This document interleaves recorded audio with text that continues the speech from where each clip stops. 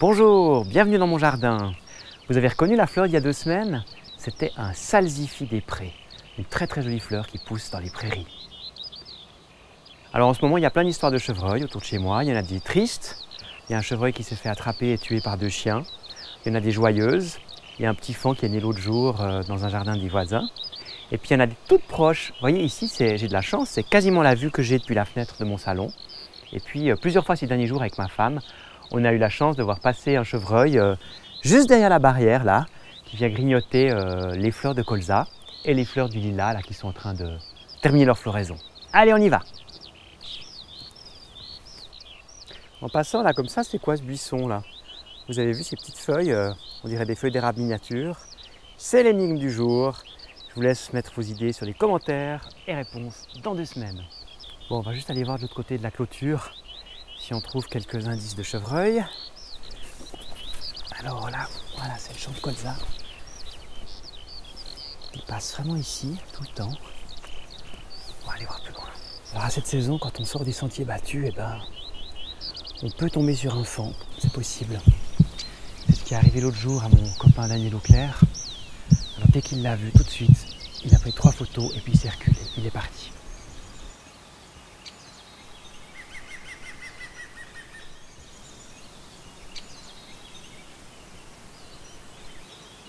Le faon, il l'avait vu venir, mais il n'avait pas bougé parce qu'il faisait confiance à son camouflage. Et puis la maman chevreuil, en général, elle est tout près. Donc il faut surtout tout de suite partir. Il ne faut pas toucher le faon. Parce que si vous le touchez, si vous lui donnez votre odeur, sa maman, elle ne s'en occupera plus. Ce qui protège les fans, c'est leur incroyable discrétion. Alors il y a le pelage moucheté, mais il y a aussi l'odeur. En fait, ils sentent absolument rien. Et leur maman, quand elle vient leur rendre visite pour les allaiter, une dizaine de fois par jour, elle va jusqu'à manger leurs crottes pour qu'il n'y ait vraiment aucun parfum qui puisse attirer un chien ou un renard. Ouais, en tout cas là, tout le long, on voit que l'herbe elle est pilée, il y a vraiment du passage, c'est leur chemin à eux. Voilà, ici c'est parfait. Alors, puisqu'on parle de chevreuil, grande question, comment est-ce qu'on reconnaît le chevreuil du cerf? Réponse dans le dernier numéro de la Salamandre, qui est justement consacré à cet animal, le chevreuil. Alors je vous montre, c'est vraiment impressionnant. On a fait un face-à-face sur une double page entre les 2 animaux. Vous voyez à gauche le cerf, qui peut peser jusqu'à 250 kg et qui est 2 fois plus grand que le chevreuil à droite, qui a un poids plume qui pèse à peu près 20 kg. Vous voyez, c'est vraiment pas le même gabarit. Et deuxième question, comment est-ce qu'on reconnaît le mâle de la femelle chevreuil? Alors le mâle, c'est le brocard.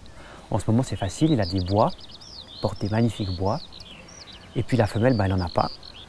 En revanche, elle est souvent suitée maintenant par 1 ou 2 faons. Mais en automne, ça va se gâter. Parce qu'en octobre, ces bois ils tombent, ils repousseront qu'en février, mars, avril, sous une couche de peau particulière qu'on appelle le velours. Alors en hiver, si vous voulez les reconnaître, il y a une autre solution. Vous regardez le miroir. Le miroir, c'est cette tache blanche que les chevreuils ils ont sur le derrière. C'est un peu leur signal d'alerte. Alors chez le mâle, elle est en forme de haricot. Et chez la femelle, elle est en forme de cœur à l'envers. Je vous montre. Voilà. Haricot. Cœur à l'envers. Voilà. Et si vous voulez tout savoir sur le chevreuil, vous avez ce numéro de la Salamandre que vous pouvez recevoir en vous abonnant à notre magazine Nature, en cliquant sur le lien là en haut à droite. Et puis pour le reste, j'espère que vous m'aiderez à diffuser très largement la Minute Nature. Vous pouvez vous abonner à cette chaîne YouTube, vous pouvez la relayer sur vos réseaux sociaux. Et moi je vous donne rendez-vous dans 2 semaines pour de nouvelles aventures. À bientôt!